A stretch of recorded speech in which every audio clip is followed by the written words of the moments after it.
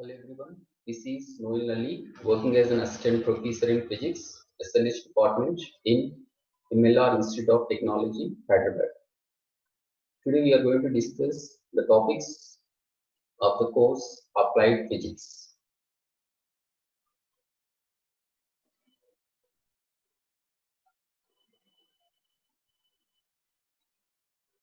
In Applied Physics course, Unit 1, Quantum Mechanics.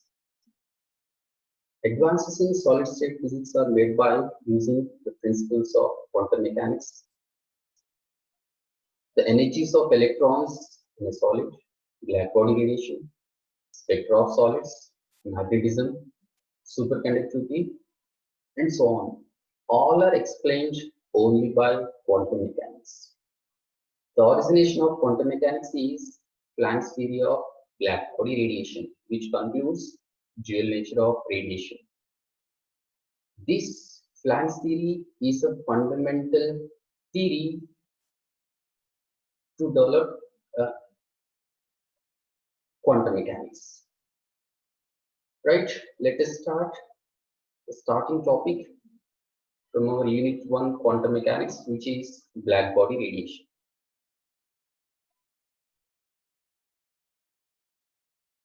In our earlier studies, we learned that a body which absorbs all the radiations which are incident on it is called a black body. And at a particular temperature, which emission is having a characteristic frequency range, which is called black body radiation. So that a radiation of a black body depends on composition and temperature of the body. And we give a statement to this black body radiation, that is, the ability of a body to radiate is closely related to its ability to absorb radiation. That we can understand from this below picture. When we saw this picture, there is a hot iron rod which appears yellow color. I think you all know that when a polychromatic light is incident on an object, certain wavelength radiations are absorbed and certain wavelength radiations are emitted. Whatever the radiations are emitted, whose corresponding color is appeared by that object. So that when we observe here this hot iron rod, remaining all radiations are absorbed and yellow color radiations are emitted by this rod, so which appears in yellow color. Again, when temperature changes, whose emitted radiation wavelength also changes. So that we'll conclude that the ability of a body to radiate is closely related to its ability to absorb radiation. A perfect black body can absorb the entire radiation incident on it. Platinum black and lamp black are near to the black body, since there is no perfect ideal black body. Black body radiation spectrum. As we discussed in the previous slide, emission is closely related to the absorption. That is, a good absorber of radiation is also a good emitter. That is, when a black body is heated, which emits radiation.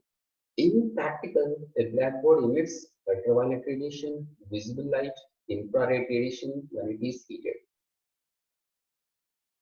By this black body radiation,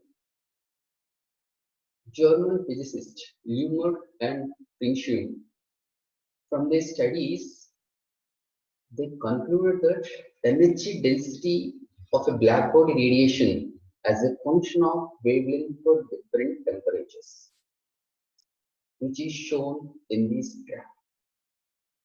Here, this graph reflects experimental view of black body radiation. Now, this is the graph between wavelength in micrometers and emitted radiation intensity at different temperatures. When we observe this graph, here the first graph at 200 Kelvin, the maximum intensity corresponding wavelength is 10.3 micrometers. Again, second graph at 300 Kelvin, maximum intensity corresponding wavelength is 0.9 micrometers. Third graph, Maximum intensity correspond wavelength is 0.7 micrometers. Fourth graph, maximum intensity correspond wavelength is 0.5 micrometers.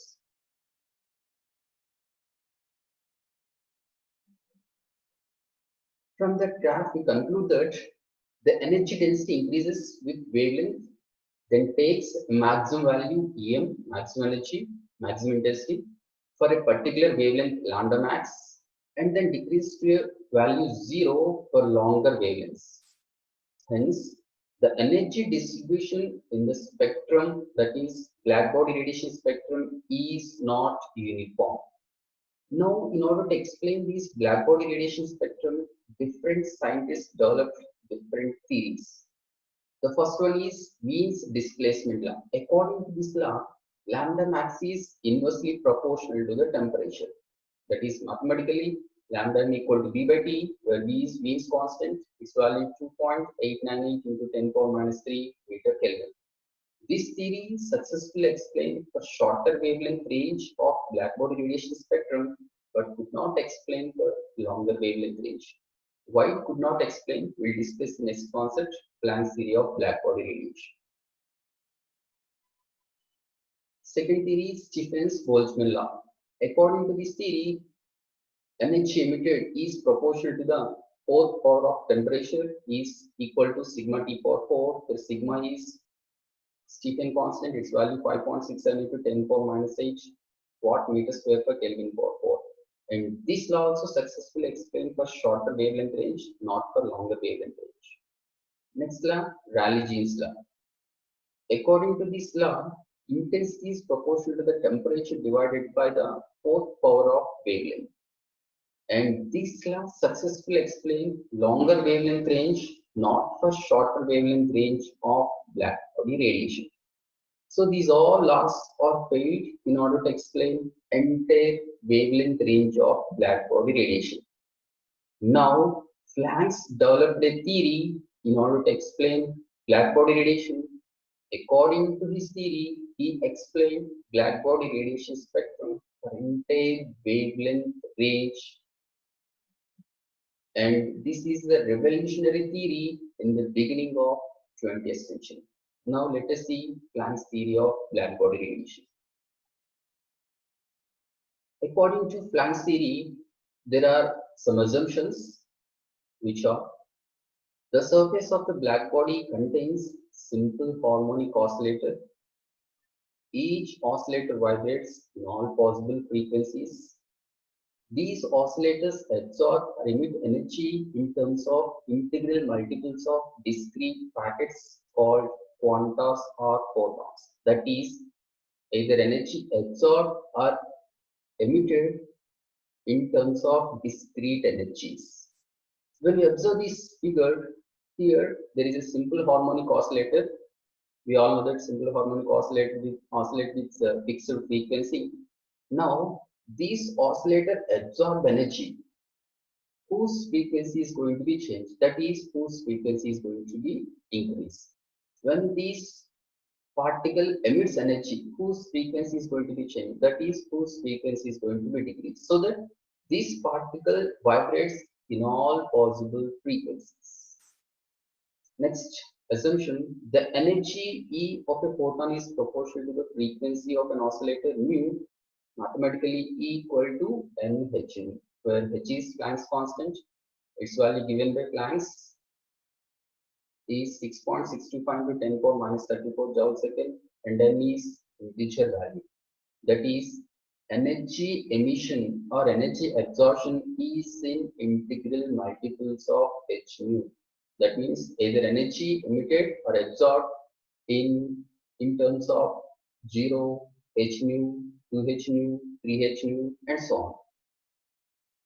Last one, at thermal equilibrium, the rate of absorption and emission of radiation are equal. These are the assumptions of Planck's law of radiation. With these assumptions, Planck successfully explained blackbody radiation for entire wavelength range. Planck's law of radiation density expression. Before going to discuss Planck's law of radiation density expression, First, let us see. According to Wayne's law, he derived a radiation density expression E lambda d lambda equal to C1 by lambda power 5 into E power minus C2 by lambda T d lambda, where C1, C2 are constants. Now, this, I told you, this law successfully explained for shorter wavelength, but it could not explain longer wavelength. And anyhow, from this equation, as temperature increases, energy density goes zero. But in actual picture, the temperature increasing, maximum density corresponding energy increases. And next one, again, Rayleigh Jeans also derived energy density expression E lambda d lambda equal to 8 pi kT by lambda power 4 d lambda. And I told you this law successfully explained for longer wavelength range of blackbody radiation, not for shorter wavelength. Now, according to this law, almost all emitted radiations must be shorter wavelength range of blackbody radiation. But in actual picture, in blackbody radiation, most of the radiations are in visible and infrared radiation. So that this law also fails in order to explain entire wavelength range spectrum.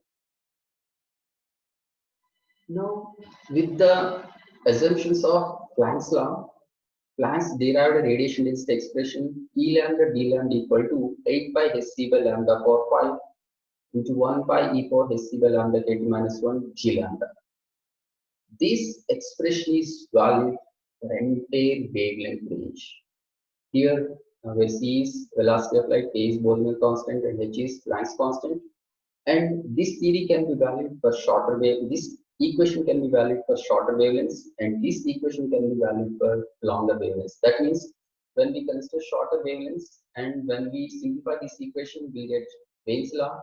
And when we consider longer wavelengths, when we simplify this equation, we get Stephen's law, not Stephen's law, Rayleigh-Jeans law, right? So that this theory successfully explains blackbody radiation spectrum for entire wavelength range.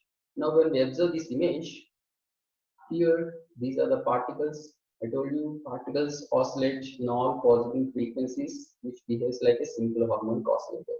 So that here these particles are oscillating with different possible frequencies. Anyhow, this graph is between wavelength and radiation intensity, and for electromagnetic radiation, frequency mu equal to c by lambda.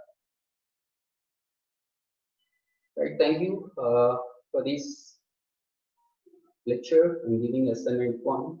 Few questions. What is blackbody radiation? Write its application. How Planck theory explain blackbody radiation for entire wavelength range? So that in this question you have to explain by taking that radiation density expression, Planck's theory of blackbody radiation, Planck's theory radiation density expression. You have to explain how it explains for shorter wavelength, how it explains for longer wavelengths. Next, there is a problem. Read it 1 to 2 times, you can understand. Here I am giving a critical thinking question also. Assuming that you are a source of blackbody radiation, find the peak wavelength of light you are emitting. In what region of spectrum is your peak wavelength? Here I am giving a hint. Human body temperature considered as 98.6 Fahrenheit temperature. Thank you. Any queries? We'll discuss next video. Goodbye.